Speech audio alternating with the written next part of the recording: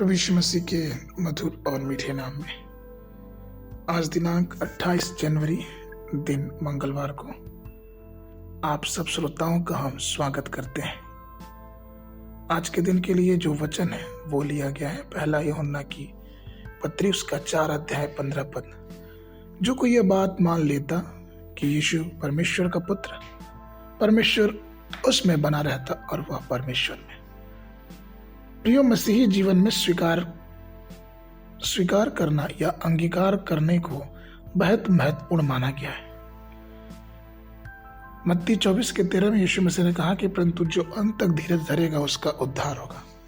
आपको मालूम, स्वीकारित या फिर यूं कहें कि अंगीकार 3 प्रकार के होते हैं। पहला, पापों का अंगीकार, अर्थात पापों को स्वीकार करना। लेवी व्यवस्था की पुस्तक उसका 16 अध्याय 21 पद कहता है कि हारून अपने दोनों हाथों को जीवित बकरे के सिर पर रखे और इसराइलियों के सारे अधर्म और उनके सारे अपराधों को, उनके सारे पापों को बकरे के सिर पर रख कर अंगीकार करे। अर्थात पुराने नियम में अगर कोई पाप करता था तो उसके लिए बकरे की बलि थी। उसी के साथ साथ नए नियम में पहला यूहन्ना उसके पहले अध्याय के 9 पद वचन कहता है, यदि हम अपने पापों को मान लें तो वो हमारे पापों को क्षमा करने और हमें सब अधर्म से शुद्ध करने में विश्वास योग्य अधर्मी है।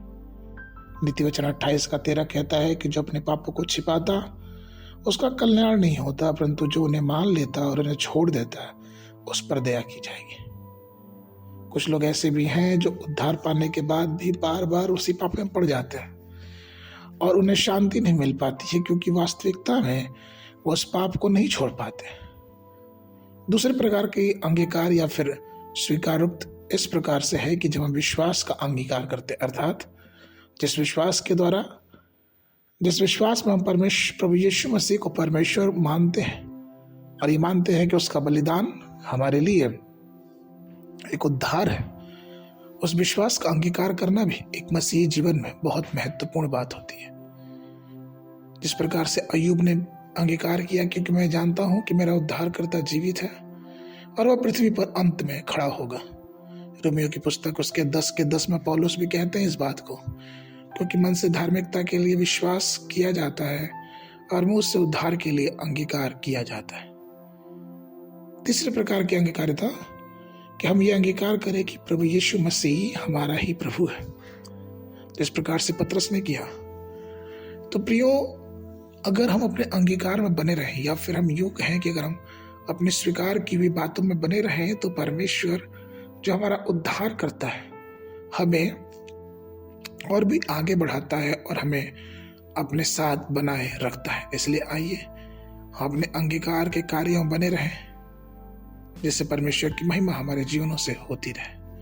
आज के मनन के लिए रोमियो की पुस्तक उसका 14 अध्याय 11 पद, क्योंकि लिखा है कि प्रभु कहता है, मेरे जीवन की सौगंध की हर एक घटना मेरे सामने टिकेगा और हर एक जीव परमेश्वर को अंगीकार करेगी।